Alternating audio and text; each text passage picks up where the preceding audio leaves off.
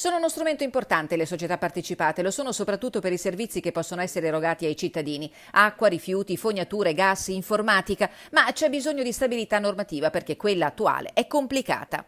La normativa è molto complicata, risale ancora al secolo scorso, partì con il grande boom dell'IRI, se parliamo di partecipazione pubblica in senso lato, per avere un picco nel 90 con il proliferare di molte società partecipate negli enti locali, se vogliamo anche per raggirare il patto di stabilità. Oggi con la legge Madia del 2016 si è tentato di arginare e di razionalizzare la presenza di queste società. Il problema è stato sviscerato e dibattuto stamani all'Alexander Girardi Hall di Cortina. Che le partecipate siano sotto osservazione da anni è cosa risaputa. Il prefetto di Belluno Esposito ha auspicato infatti l'intervento del legislatore affinché i controlli delle commissioni siano estesi alle partecipate per monitorare il rischio altissimo di infiltrazioni della criminalità.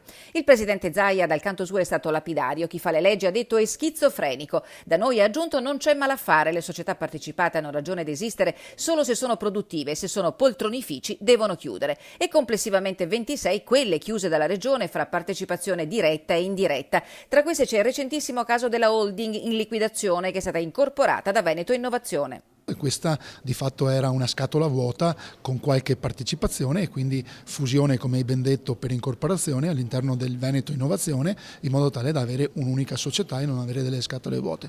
Nessun problema, assicura Forcolin, per le quote da diverse centinaia di migliaia di euro che la regione tramite holding deteneva in 4 società, tra queste anche la bellunese Certottica, che passano a Veneto Innovazione. No, non devono essere dismesse, questo è sicuro e rassicuriamo ovviamente chi ci ascolta. Ma i timori restano. C'è preoccupazione all'interno del Consiglio di Certottica, ma anche delle forze economiche. Come sistema camerale siamo disponibili ovviamente a subentrare eventualmente nella regione se dovesse far marcia indietro.